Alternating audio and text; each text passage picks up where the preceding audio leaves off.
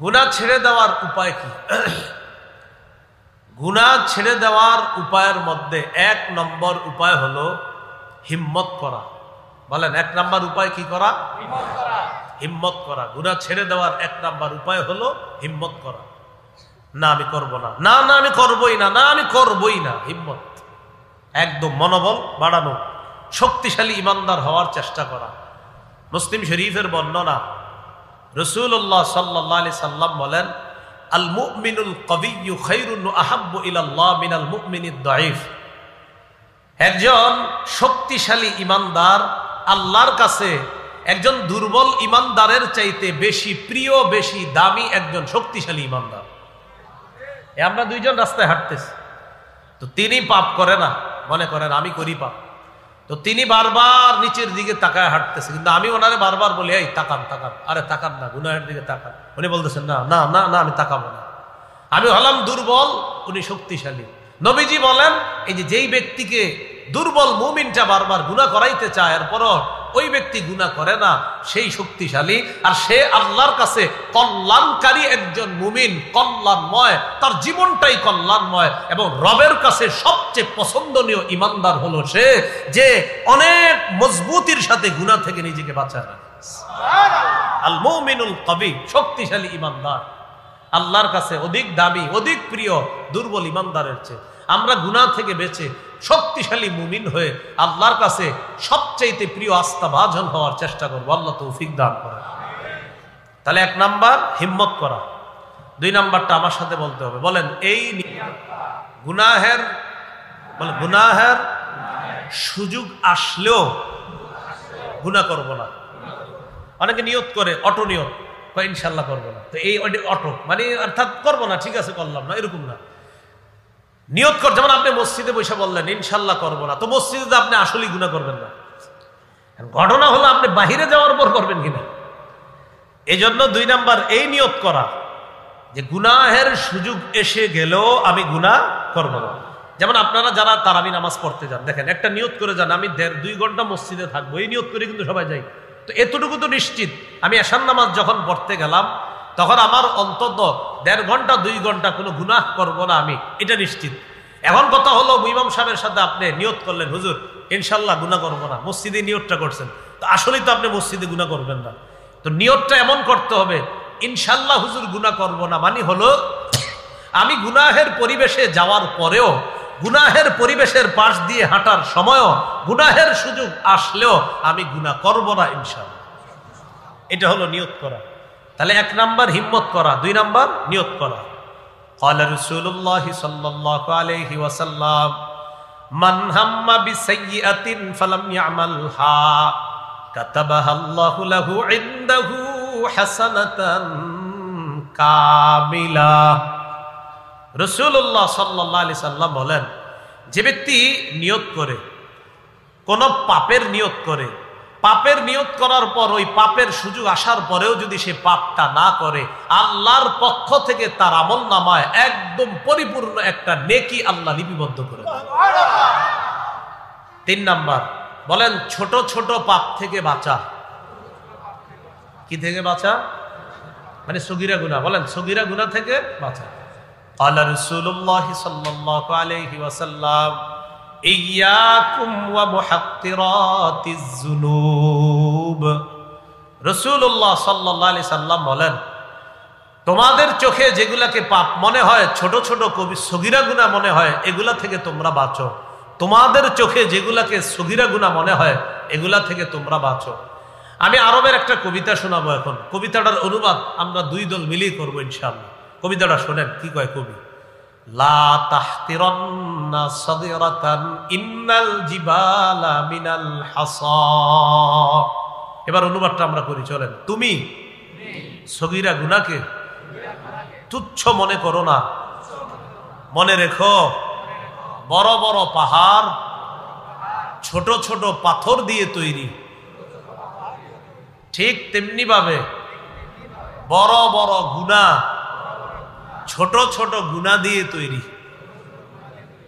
তাহলে কি বললেন? লা তাহতিরান্না সাগীরাতান, তুমি সগীরা গুনাহকে তুচ্ছ মনে করবা না। ইন্নাল জিবালা মিনাল হাসা, বড় বড় পাহাড় ছোট ছোট পাথর দিয়ে তৈরি। সগীরা গুনাহ তুচ্ছ মনে করো না, মনে রাখবা কবিরা গুনাহ সগীরা গুনাহ দিয়েই তৈরি হয়। এই জন্য সগীরা গুনাহ থেকে বাঁচা।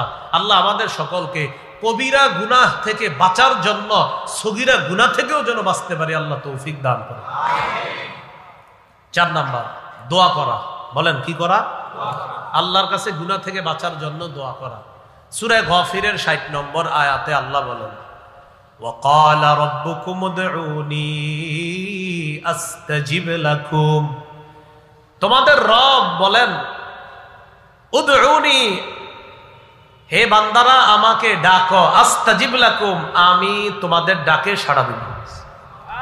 তোমরা আমার কাছে দোয়া করো, আমি তোমাদের দোয়া শুনবো, আমি তোমাদের দোয়া সাড়া দিব। তোমরা আমাকে আহ্বান করো, আমি তোমাদের আহ্বানে সাড়া দিব।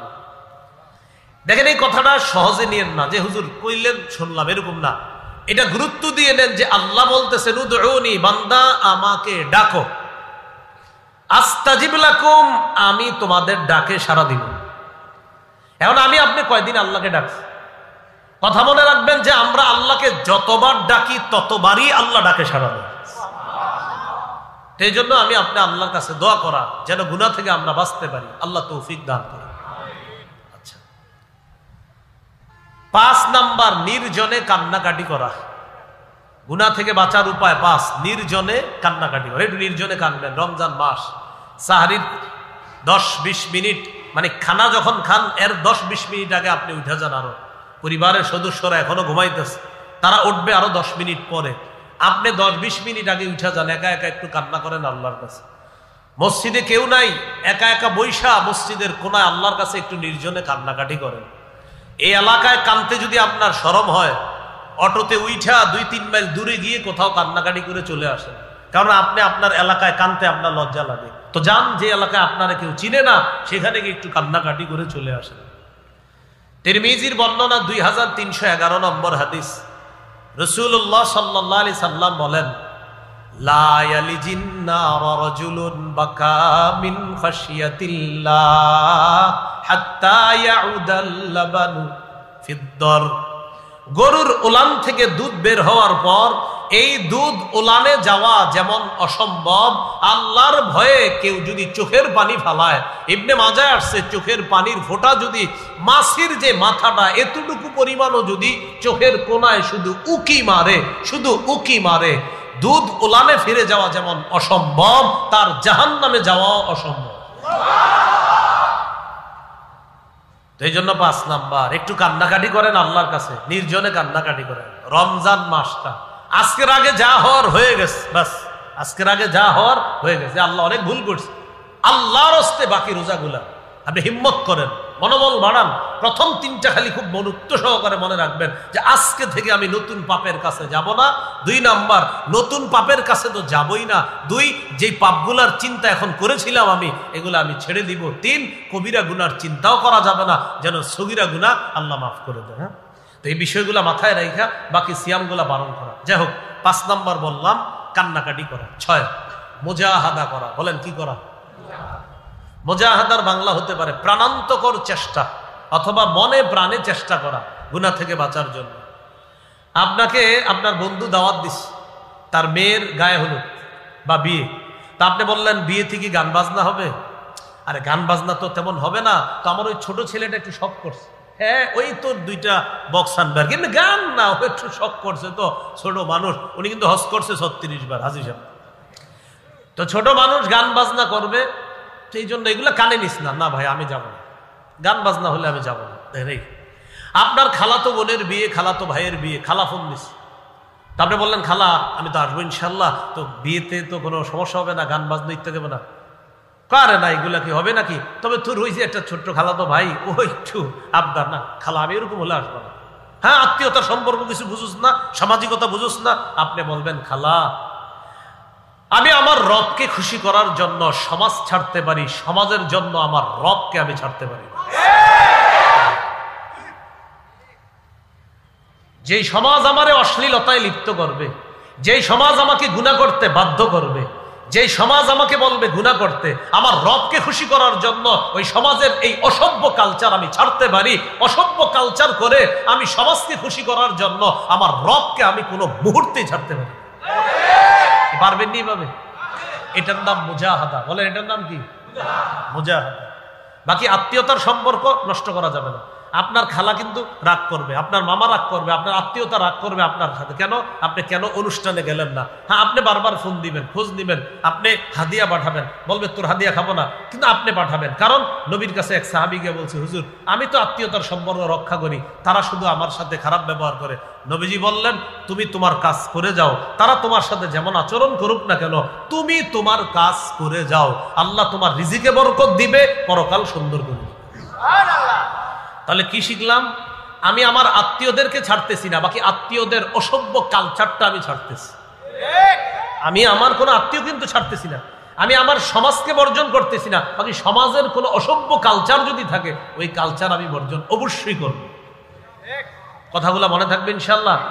আমি জানি আপনারা এই কথার সম্মুখীন হন, হ্যাঁ হ্যাঁ সামাজিকতা বুঝে না, আত্মীয়র সম্পর্ক বুঝে না। আপনাদেরকে কি আত্মীয়তার সম্পর্ক নষ্ট করতে বলা হয়েছে? না, বরং আত্মীয় যদি কোনো গুনাহের কাজ করে সেই গুনাহের কাজটা আমি বর্জন করব, আমার আত্মীয়কে আমি বর্জন করি নাই। আল্লাহ কথাগুলা বোঝার তৌফিক দান করেন। সূরা আনকাবুতের 69 নম্বর আয়াত, 21 পারার 3 পৃষ্ঠা, একদম সূরা রুমের আগে, সূরা আনকাবুতের শেষের দিকে আছে আয়াতটা। ওয়াল্লাযীনা জাহাদু ফীনা লানাহদিয়ান্নাহুম সুবুলানা। যারা আমার রাস্তায় চলার জন্য মনে প্রাণে চেষ্টা করে, প্রাণান্তকর চেষ্টা করে, মুজাহাদা করে, আমি অবশ্যই তাদেরকে হেদায়েতের উপর চলার জন্য অনেকগুলা হেদায়েতের রাস্তা আমি তাদেরকে দেখায় দিব। সুবহানাল্লাহ। এদিকে যাইতেছেন, বাধা, ঠিক আছে, আল্লাহ বলবে তুমি তো আমার পথে চলতে চাও, ওইটাতে যাও, বাধা, আমার পথে চলবা তো আরেকটা যাও, বাধা, আরে আমার পথে চলবা তো আরেকটা যাও। মানে রবের পথে যখন চলতে চাইবেন, আপনার চারদিক বাধা হলেও একটা না একটা রাস্তা রব আপনাকে দেখায় দিবে। কারণ আপনি রবকে খুশি করতেছেন, হাজারো রাস্তা আল্লাহ খুলে দিবে আপনার জন্য। এই গেল 6 নাম্বার। তাহলে গুনাহ ছেড়ে দেওয়ার 6 নাম্বার উপায় মুজাহাদা, প্রাণান্তকর চেষ্টা, মনে প্রাণে না আমি গুনাহ করবো না। 7 নাম্বারটা আমার সাথে বলতে হবে, বলেন এই ফিকির করা আমাকে সার্বক্ষণিক একজন দেখতেছে। কে? আল্লাহ। সূরা আহজাবের 52 নম্বর আয়াতে আল্লাহ বলেন, ওয়া কানাল্লাহু আলা কুল্লি শাইইর রাকিবা। আল্লাহ পাক রব্বুল আলামিন সব কিছুকে পর্যবেক্ষণ করেন, আমাকে আপনাকে সদা সর্বদা পর্যবেক্ষণ করেন। 7 নাম্বার, এই চিন্তায় গুনাহ ছেড়ে দেওয়া আমাকে একজন সার্বক্ষণিক দেখতেছে, তিনি হলেন আল্লাহ। 8 নাম্বার, বলেন আল্লাহকে লজ্জা পেয়ে, বলেন গুনাহ ছেড়ে দেওয়া। এই এলাকার ইমাম সাহেব মনে করেন আপনার সামনে দিয়ে যাইতেছে, তো দেখবেন এখানে ইমাম সাহেবরা আছেন, অনেকে খতিব সাহেবরা আছে, এলাকার যারা অনেকে সিগারেটের অভ্যাস আছে বা ক্যারাম বোর্ড খেলে, টাস খেলে, কিন্তু ইমাম সাহেব যখন যায় তখন সিগারেটটা পিছনে নেয়, সম্মান করে, হুজুর হ্যাঁ লজ্জা, হুজুরের সামনে কিভাবে এটা মুখে নেই, আসসালামু আলাইকুম হুজুর ভালো আছেন, খানা খাইছেন, অথচ ওর পিছনে কিন্তু এটা জ্বলতেছে। এর মানে ইমাম সাহেব সম্মানিত ব্যক্তি, তাকে লজ্জা পাইতেছে যে হুজুরের সামনে সিগারেটটা মুখে নেই কিভাবে। ক্যারাম বোর্ড খেলা ছেড়ে দিচ্ছে, ছেলেরা ছেড়ে দাঁড়াতে, আসসালামু আলাইকুম হুজুর কেমন আছেন, ক্যারাম বোর্ডটা 4 জনের পিছনে, সামনে এসে সব আল্লাহর ওলি। মানে এটা কিন্তু একটা সম্মান, এটা ঠিক আছে। আমাদের বাংলাদেশে মাশাআল্লাহ মুসলমানরা এখনো আলেমদেরকে সম্মানটা করতেছে। তো আমি বুঝাইতে চাই যে বিষয়টা, একজন আলেমকে লজ্জা পেয়ে আপনি কিছুক্ষণ পাপ করতেছেন না, ওই আলেম যখন চলে যায় তখন আবার পাপটা করতেছেন। তার মানে যিনি আমারে দেখতেছে তার লজ্জায় পাপ করতেছি না। তাহলে 5 মিনিট একজন সম্মানিত মানুষের লজ্জা, আমি তার সামনে 5 মিনিট আছি, আমি 5 মিনিট পাপ করি নাই, কারণ ওই সম্মানিত মানুষটাকে আমি লজ্জা পাই। 24 ঘন্টা একজন আমারে দেখতেছে, কে? আল্লাহ। তাকে লজ্জা পেয়ে কিভাবে পাপটা হবে? এই জন্য বাইহাকির বর্ণনায় রাসূলুল্লাহ সাল্লাল্লাহু আলাইহি সাল্লাম বলেন, আনতাস্তাহিয়া মিনাল্লাহ কামা তাস্তাহি রাজুলান সালিহান মিন কওমিকা। তুমি তোমার সম্প্রদায়ের সম্মানিত মানুষটারে যেমন লজ্জা পাও, তার লজ্জায় যেমন তুমি পাপ করো না। আরে রব তো 24 ঘন্টা দেখতেছে, রবকেও লজ্জা পেয়ে পাপ ছেড়ে দাও।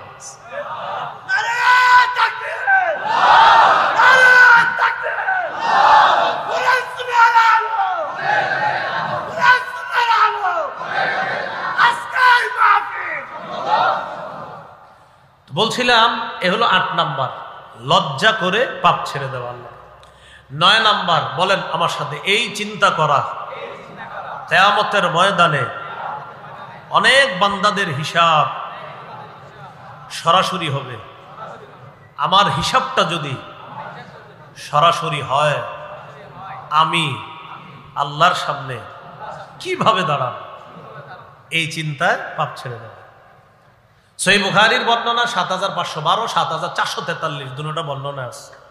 ক্বালা রাসূলুল্লাহ সাল্লাল্লাহু আলাইহি ওয়াসাল্লাম, মা মিনকুম মিন আহাদিন ইল্লা সায়ুকাল্লিমুহু রাব্বুহু ওয়া লাইসা বাইনাহু ওয়া বাইনাহু তুরজুমান ওয়ালা হিজাবুন ইয়াহজুবু।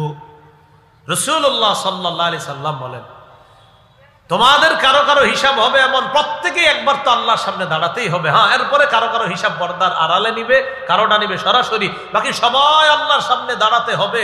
তো সেই দাঁড়ানোর মধ্যে যদি আমারটা সরাসরি হিসাব হয়, নবী বলেন সেদিন আল্লাহ কথা বলবে, লাইসা বাইনাহু ওয়া বাইনাহু তুরজুমান। আল্লাহর মাঝে আর বান্দার মাঝে কোনো দোভাষী থাকবে না, আল্লাহর মাঝে আর বান্দার মাঝে কোনো দোভাষী থাকবে না।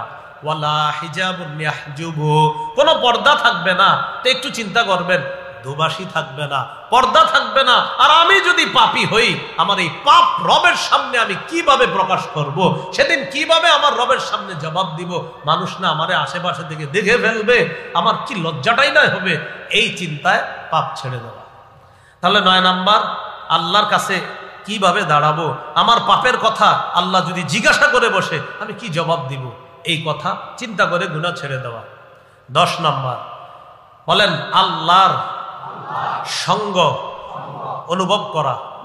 বলেন আমার সাথে, বলেন আল্লাহ আমার সাথে আছে, আল্লাহ আমার সাথে আছে, এই চিন্তায় গুনাহ ছেড়ে দেওয়া। 27 পারা 17 নম্বর পৃষ্ঠা, সূরা হাদীদের 4 নম্বর আয়াত, আল্লাহ বলেন, ওয়া হুয়া মাআকুম আইনামা কুনতুম। তোমরা যেখানেই থাকো আল্লাহ তোমাদের সাথে আছে, তোমরা যেখানেই থাকো আল্লাহ তোমাদের সাথে আছে। 11 নাম্বার, নফসকে এই কথা বলা। বলেন, হে নফস, আরশের ছায়াতলে যদি জায়গা চাও, আল্লাহকে ভয় করো, আল্লাহর ভয়ে গুনাহ ছেড়ে দাও। নফসকে এই কথা বলা। সহিহ বুখারীর বর্ণনা আসছে 1443, 1413, এই বর্ণনাগুলোতে আসছে। রাসূলুল্লাহ সাল্লাল্লাহু আলাইহি সাল্লাম বলেন, কিয়ামতের ময়দানে 7 শ্রেণীকে আরশের ছায়াতলে আল্লাহ জায়গা দিবেন। এর মধ্যে একজন হলো রজুলুন দাআতু ইমরাআতুন যাতু মানসিবিন ওয়া জামাল ফাকালা ইন্নী আখাফুল্লাহ। 7 শ্রেণীর একজন হলো ওই ব্যক্তি যাকে কোনো সুন্দরী সম্ভ্রান্ত বংশীয় কোনো নারী তাকে ডাকছে অপকর্ম করার জন্য। সে ওই নারীর সামনে গিয়ে বলে দিয়েছে, আমি আল্লাহকে ভয় করি, মানে নফসকে নিয়ন্ত্রণ করেছে, না আমার রবকে আমি ভয় করি। এই চিন্তায় গুনাহটা বর্জন করেছে। নবী বলেন আল্লাহ তাকে কিয়ামতের মাঠে আরশের ছায়াতলে যাবে। তাহলে 7 নাম্বার, নফস গুনাহ করতে চাইবে না, না না না, গুনাহ করা যাবে না, নফস আল্লাহকে ভয় করে। এই গেল 11 নাম্বার। 12 নাম্বার, পাপের ক্ষতি জেনে। বলেন, পাপের ক্ষতি জেনে, পাপের পরিণতি জেনে পাপ ছেড়ে দেওয়া। সূরা হাশরের শেষের আয়াতগুলো অনেকে পারেন, এর ঠিক আগে আছে, দেখবেন সূরা হাশরের 19 নম্বর আয়াত থেকে আল্লাহ পাক রব্বুল আলামিন বলেন, ইয়া আইয়ুহাল্লাযীনা আমানুত্তাকুল্লাহ ওয়াল তানজুর নাফসুম মা কদ্দামাত লিগাদ। হে ঈমানদারগণ, তোমরা আল্লাহকে ভয় করো। ওয়াল তানজুর নাফসুন, প্রত্যেকটা নফসের চিন্তা যেন হয়, প্রত্যেকটা নফস যেন এই চিন্তা করে, মা কদ্দামাত লিগাদ, আগামী কালকের জন্য সে কি প্রেরণ করেছে। আমি আপনি মারা যাওয়াই মানে আগামীকাল শুরু। আগামীকাল বলছে মানে কিয়ামতের ময়দান, কিয়ামতের মাঠকে আল্লাহ কিয়ামতকে আগামীকাল কেন বলছে? কিয়ামতের মোকাবেলায় এই দুনিয়াটা কেমন যেন একদিন। বলেন, কিয়ামতের মোকাবেলায় দুনিয়াটা কয়দিন? আখিরাতের মোকাবেলায় দুনিয়াটা কয়দিন? একদিন। একদিন মানে আজকের পরে কি? আগামীকাল। বলেন, আজকের পরে আগামীকাল। আল্লাহ বলতেছে আগামীকালের জন্য কি প্রেরণ করেছে প্রত্যেকে যেন চিন্তা করে। এর মানে প্রত্যেকটা মানুষের মরা, মৃত্যুবরণ করা মানি তার আখিরাত শুরু হওয়া, তার আগামীকাল শুরু হয়ে যাওয়া। অতএব তুমি চিন্তা করো, আজকে মারা যাবা তো তোমার কিন্তু আখিরাত শুরু হয়ে গেল। সেই জীবনের জন্য তুমি কি প্রেরণ করেছো এই চিন্তা করো। এই চিন্তায় পাপ ছেড়ে দেওয়া। 13 নাম্বার, বলেন পাপ ছাড়লে যেই ফলাফল পাওয়া যাবে ওই ফলাফলের আশায় পাপ ছেড়ে দেওয়া। বুঝছেন নি? 12 আর 13, 12 নাম্বার পাপের পরিণতি জেনে পাপ ছেড়ে দেওয়া, 13 নাম্বারটা হলো পাপ ছাড়ার উপকারিতা জেনে পাপ ছেড়ে দেওয়া। সূরা নাজিয়াতের 40-41 নম্বর আয়াতে আছে, ওয়া আম্মা মান খাফা মাকামা রাব্বিহি ওয়া নাহান নাফসা আনিল হাওয়া ফাইন্নাল জান্নাতা হিয়াল মাওয়া। যে ব্যক্তি তার রবের সামনে দাঁড়ানোর ভয় করে, ওয়া নাহান নাফসা আনিল হাওয়া, এবং কুপ্রবৃত্তি থেকে নিজেকে হেফাজত করে, ফাইন্নাল জান্নাতা হিয়াল মাওয়া, তার ঠিকানা হলো জান্নাত। তার ঠিকানা কি? জান্নাত। এই হলো 13 নাম্বার উপায়। 14 নাম্বার, পাপের মাধ্যম থেকে দূরে থাকা। কি থেকে দূরে থাকা? পাপের মাধ্যম অনেকগুলো আছে, এর মধ্যে ইলেকট্রনিক ডিভাইস গুলাও পাপের মাধ্যম। এগুলা থেকে দূরে রাখা, ইলেকট্রনিক যে মিডিয়াগুলা এগুলা থেকেও দূরে থাকা। আপনারা ভিডিও করতেছেন, রমজান মাস তো এই জন্য বসে অতিরিক্ত কথা বলি না। ভিডিও করা কিন্তু এখন অনুমতি নাই আমার, এই জন্য ভিডিও কিন্তু করবেন না।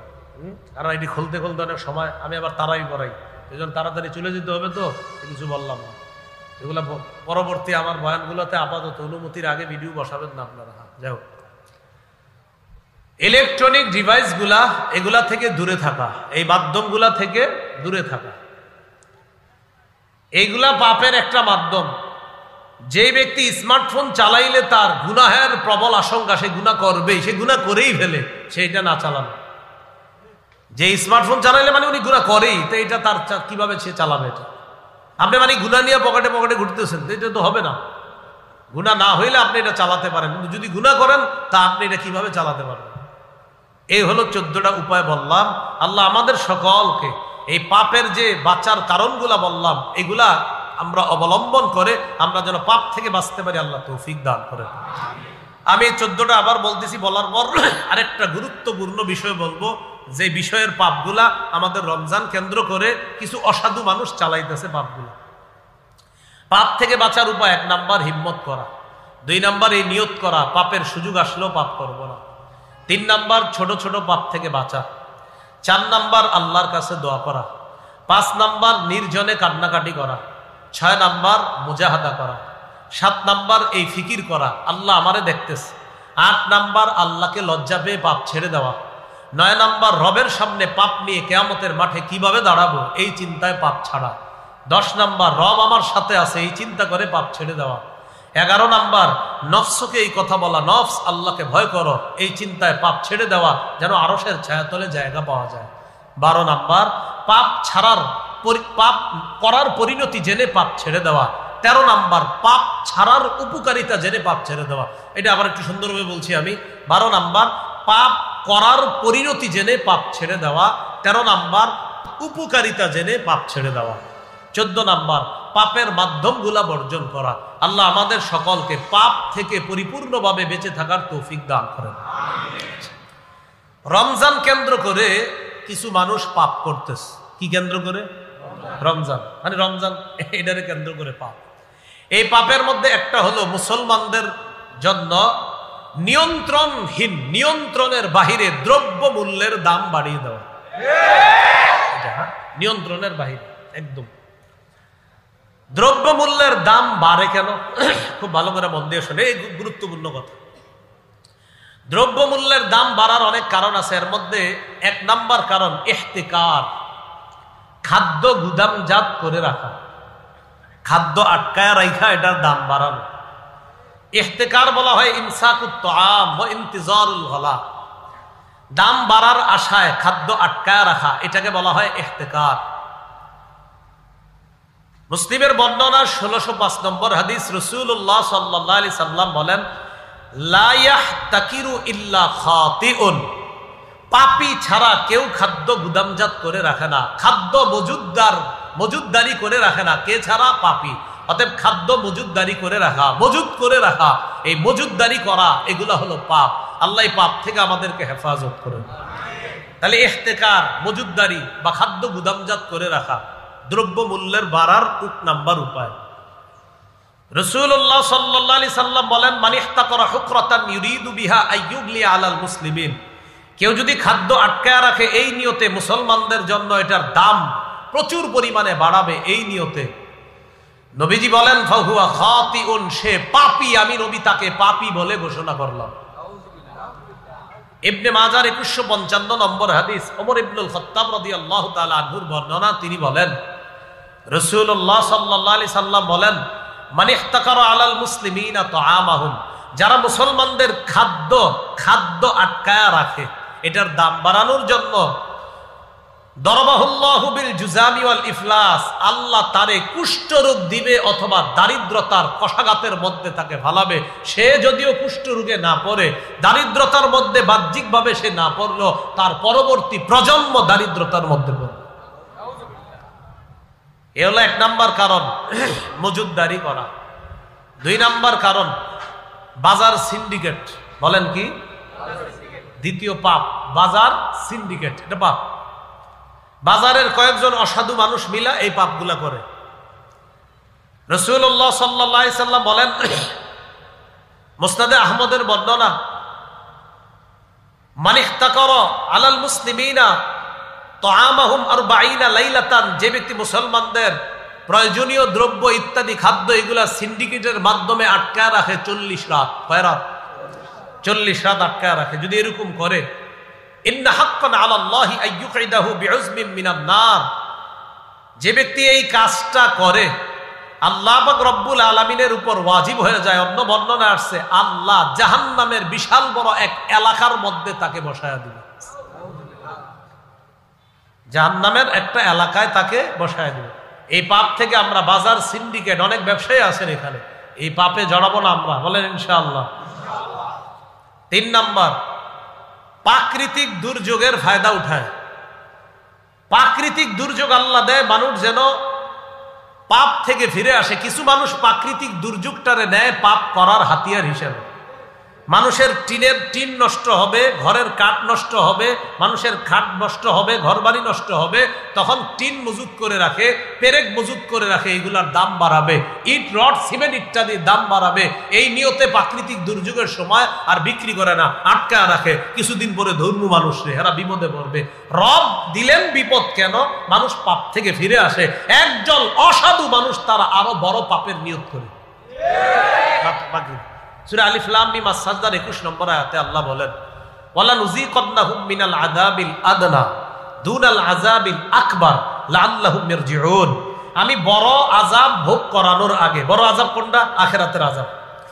বড় আযাবের আগে তাদেরকে ছোট আযাব ভোগ করাই, যেন তারা পাপ থেকে ফিরে আসে, এরা আরো পাপ করে। আল্লাহ বড় আযাবের আগে ছোট আযাব ভোগ করায়, যেন পাপ থেকে ফিরে আসে, এরা আরো পাপ করার চিন্তা করে। আল্লাহ আমাদের সকলকে এই জাতীয় মানসিকতা থেকে হেফাজত করে। 4 নাম্বার, বলেন কালোবাজারি। কালোবাজারির এক সরাসরি কথা, বাস জুলুম। বলেন কালোবাজারির অপর নাম কি? বলেন কালোবাজারির অপর নাম জুলুম, একদম জুলুম। এটা আপনি বুঝবেন না, এটা যে কেমনে হয় কালোবাজারি। আমি মনে করি উনি, কিন্তু না, ওনার পিছনে আরেকজন আছে। আমি মনে করি উনি, কিন্তু না, আরেকজন আছে। এইভাবে কালোবাজারি চলে, এটা বুঝবেন না আপনি। আজীব। সূরা নিসার 29 নম্বর আয়াত, হাফিজি কোরআন মাজিদ অনুযায়ী 5 পারার 2য় পৃষ্ঠার একদম শুরুতে আছে, ইয়া আইয়ুহাল্লাযীনা আমানু লা তাকুলু আমওয়ালাকুম বাইনাকুম বিল বাতিল ইল্লা আন তাকুনা তিজারাতান আন তারাদিম মিনকুম। হে ঈমানদারগণ, তোমরা নিজেদের সম্পদ অন্যায়ভাবে ভক্ষণ করো না, তবে ব্যবসায়ী পদ্ধতিতে সন্তুষ্টি চিত্তে যদি তোমরা সম্পদ ভাগাভাগি করো এটা ঠিক আছে, তো অন্যায় ভাগে ভাগাভাগি করবা না, অন্যায় ভাবে এগুলা করবা না। তো কালোবাজারির অপর নাম জুলুম। বলেন কালোবাজারির অপর নাম জুলুম। কি এটা পাপ নি? এই পাপ থেকে আল্লাহ আমাদেরকে হেফাজত করেন। 5 নাম্বার, বলেন মধ্য সত্য ভোগ। আচ্ছা, মানে হলো আমি ওনার কাছে একটা পণ্য পাঠাবো, ওনার কাছে এই পণ্য পৌঁছার আগে আরো 50 জন মাঝখানে কাহিনী করে, মধ্যস্থতা, মাঝখানে আরো মধ্যস্থতা হয় কয়জন? 50 জন। ওই 50 জন আমি আপনার কাছে 5 টাকায় পাঠাইছিলাম, এরা আপনার পর্যন্ত পৌঁছাইছে 500 টাকায়। ওই মাঝখানের যারা, এরা বাড়াইতে বাড়াইতে তার পর্যন্ত পৌঁছাইছে। এই মধ্য সত্য ভোগ, এটা ইসলাম নিষেধ করছে। সহিহ বুখারীর 2166 নম্বর হাদিস, রাসূলুল্লাহ সাল্লাল্লাহু আলাইহি সাল্লামের সাহাবারা বলেন, কুন্না নাতালাক্কার রুকবান, আমরা ব্যবসায়ী দলের সাথে সাক্ষাৎ করতাম, আগে আগে রাস্তায় সাক্ষাৎ করতাম, সাক্ষাৎ করে পণ্য কিনে নিয়ে বাজারে নিয়ে আবার আমরা এটারে মানে বেশি দামে সাপ্লাই, তো এইভাবে আমরা সাক্ষাৎ করে করে পণ্যের দাম বাড়াইতাম। ফানাহানান নবী সাল্লাল্লাহু আলাইহি সাল্লাম আন নাবিআ, নবী আমাদেরকে নিষেধ করছেন এইভাবে মাঝখান থেকে পণ্য কিনতে। হাত্তা ইউবলাগা বিহি সুকুত তাআম, খাদ্যের বাজারে খাদ্য পৌঁছার আগ পর্যন্ত মধ্যস্থতা অবলম্বন করতে নবী আমগরে নিষেধ করছে। তা আমগো বর্তমান যুগে কি মধ্যস্থতা একজন হয় না অনেকজন? আপনি জানবেন না কয়জন? এটা নিষেধ। 6 নাম্বারটা হলো চাঁদাবাজি। বলেন কি বাজি? এই চাঁদাবাজি কি পাপ নেই? ব্যবসায়ীদেরকে আর কত দোষ দিবেন? ব্যবসায়ীদেরও ঠিক আছে, এদের দোষ নাই তা না, আবার এরাও চাঁদাবাজিদের কাছে আটকা। চাঁদাবাজরা বলে রাখে 500 টাকা রোজ দিতে হবে, তো ব্যবসায়ী ওর মাথায় 500 টাকা রাইখা এই 500 আগে ও কামাবে কিভাবে, তখন আমার আপনার পকেট থেকে ওর ওই 500 নিবে। তো এই 500 আমার আপনার পকেট থেকে নেওয়ার জন্য দাম বাড়ায় দিবে জিনিসের, কারণ ওই 500 কোত্থেকে দিবে? চাঁদাবাজের কাছে সে জিম্মি থাকে, ওই 500 কিভাবে সে আদায় করবে, চাঁদাবাজকে খুশি করার জন্য আমার আপনার পকেটের টাকা সে নিবে। এই চাঁদাবাজির কারণে পণ্যের দাম বাড়ে, এটা নিষেধ। রাসূলুল্লাহ সাল্লাল্লাহু আলাইহি সাল্লাম বলেছেন, মান দাখালা ফি শাইইন মিন আসআরিল মুসলিমিন, এইভাবে যারা হস্তক্ষেপ করে মুসলমানদের সম্পদে, এটা একটা হস্তক্ষেপ যে তুমি কোত্থেকে দিবা আমারে 500 টাকা আমি জানি না, দিতে হবে দৈনিক 500। তো এই 500 টাকার হস্তক্ষেপ কি শুধু ব্যবসায়ীর উপর পড়ে, না আমরা যারা গ্রাহক আমাদের উপরও পড়ে? এটা নিষেধ, রাসূল না করছেন। 7 নাম্বার, বলেন আমার সাথে, চাহিদার ফায়দা উঠানো। বলেন তো রমজান মাসে কয়টা জিনিসের চাহিদা বেশি আছে? এগুলা তো বিশেষ করে খেজুর, তরমুজ, গরমকালে তরমুজ, গরমকালে রোজায় শশা। কিসের মজার বিষয় কি জানেন? আমার মনে হয় ব্যবসায়ীরা এই হাদিসগুলা পড়ে বা কারো কাছ থেকে শোনে, তাহলে কেমনে এই 3টা জিনিসের দাম বেশি বাড়ায়, এরা গবেষণা করে আমি নিশ্চিত। বা হুজুরদেরকে জিজ্ঞাসা করে, হুজুর রমজান মাসে নবীজি বেশি খাইতো কি, অথবা গরমকালে নবীজি কোন জিনিসটা বেশি খাইতো একটু বলেন তো। তৈরি হয়তো শোনার পরে, ও আচ্ছা, রমজানে নবী যেটা বেশি খাইছে তার মানে মুসলমানও সেটা বেশি খাবে, বাস বাড়াও। আমাদের নবীজি খেজুর দিয়ে ইফতার করতেন, আবার সাহারি খাইতেন খেজুর দিয়ে। তো মুসলমানরা রমজানে গুরুত্বপূর্ণ 2টা খাদ্য কখন খায়? সাহারি আর ইফতার। তো এই 2 খাদ্য মানে খাবারের সময় নবী কয়টা খাদ্য খাইতেন বেশি? একটা, সেটা হলো খেজুর। নবীজি সাহারিতেও খেজুর খাইতেন, ইফতারিতেও খেজুর খাইতেন। তাই নাকি? বাড়াও। আল্লাহ আমাদেরকে হেফাজত করে। এবার দেখেন, আবু দাউদ শরীফের কিছু বর্ণনা শুনেন। 3831 নম্বর হাদিস, এই হাদিসের মধ্যে আসছে, বাইতুল্লাহ তামারা ফীহি জিয়াউন আহলুহু, আম্মা জান আয়েশা সিদ্দিকার বর্ণনা, যেই ঘরে খেজুর নাই এই ঘরের সদস্যরা অভুক্ত। যেই ঘরে খেজুর নাই এই ঘরের সদস্যরা অভুক্ত, ক্ষুধার্ত। তার মানে খেজুর মুসলমানদের ঘরে থাকা এটা একটা মুসলমানদের চাহিদা। ও তাই নাকি? খেজুর মুসলমানদের চাহিদা? হ্যাঁ, চাহিদার ফায়দা উঠাও, দাম বাড়াও। আবু দাউদ শরীফের বর্ণনা 3831 নম্বর হাদিস শোনাইলাম, আম্মা জান আয়েশা সিদ্দিকা থেকে বর্ণনা। তিনি বলেন, বাইতুল্লাহ তামারা ফীহি জিয়াউন আহলুহু, যেই ঘরে খেজুর নাই ওই ঘরের সদস্যরা অভুক্ত।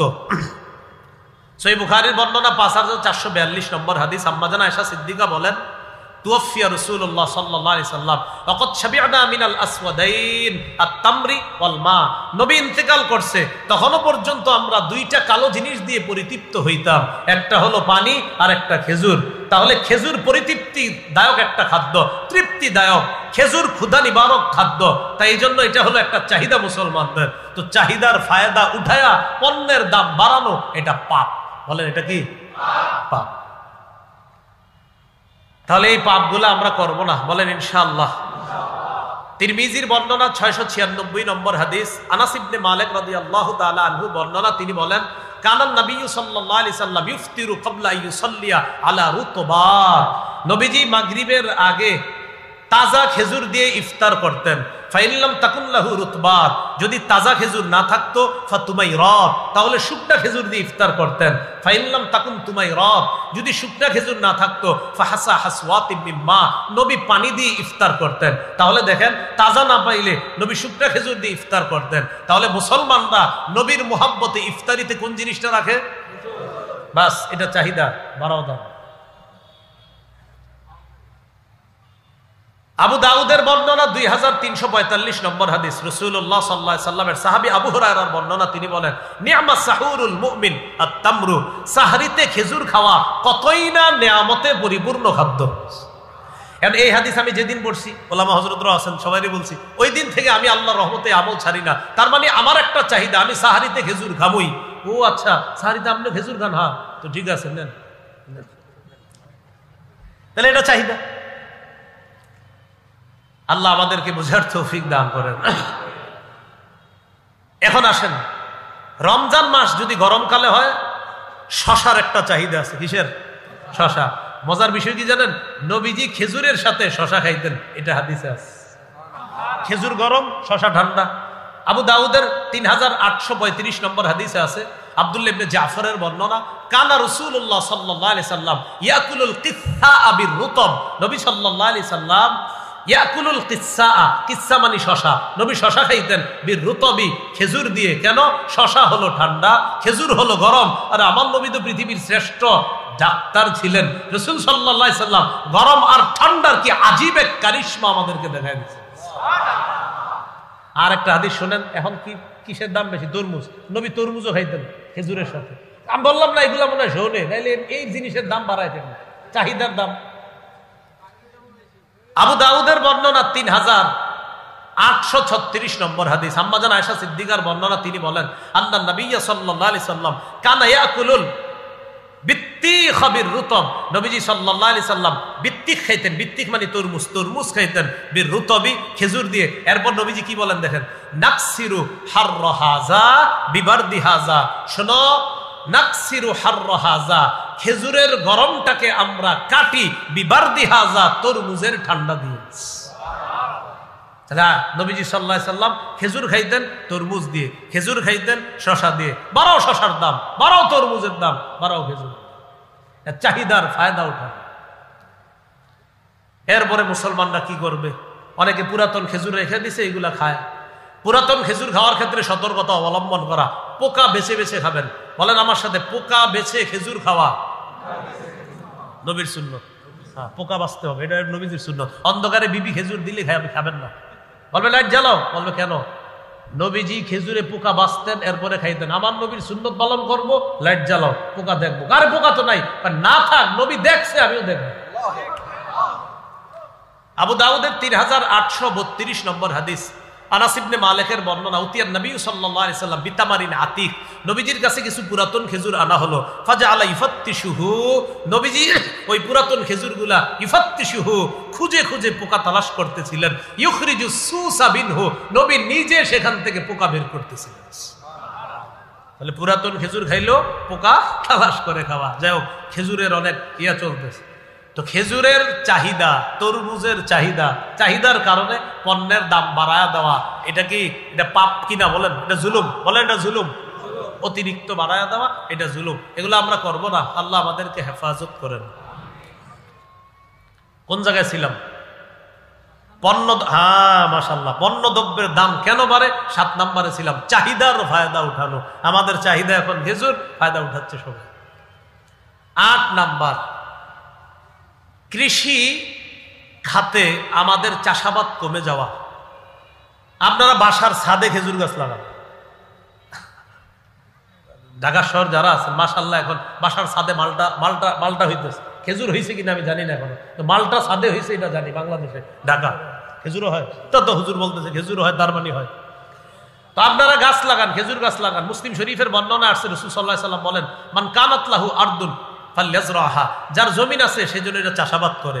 আও লিয়ামনাহা, নিজে না করলে অন্যের জন্য দেয় চাষাবাদ করার জন্য। জমিন যার আছে সেজন্য চাষাবাদ করে, তুমি নিজে যদি না করো অন্যরে দাও, সেও যেন চাষাবাদ করে।